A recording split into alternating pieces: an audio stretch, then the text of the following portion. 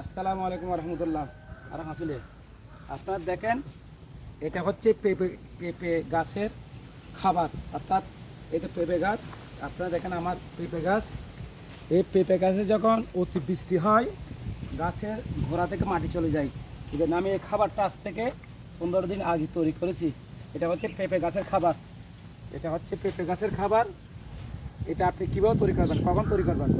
যখন বর্ষাকাল আসবে, পেঁপে অতিবৃষ্টিতে পেঁপে গাছের গোড়া থেকে আপনার মাটি চলে যায়, সার চলে যায়, পেঁপে গাছ আপনার পুষ্টি পায় না। জন্য আমি এই সারটা তৈরি করলাম।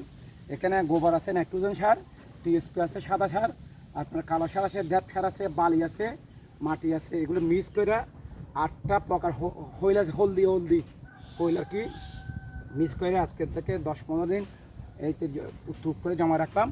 তারপর এখন এই যে গাছের গোড়ায়, অর্থাৎ পেঁপে গাছের যেগুলো হিসাবে আমি এখানে দিচ্ছি। দেখেন আপনারা ইচ্ছে করলে পারবেন, আপনারাও ইচ্ছে করলে পারবেন।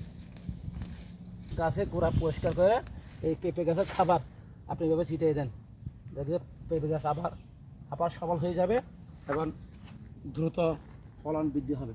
ধন্যবাদ।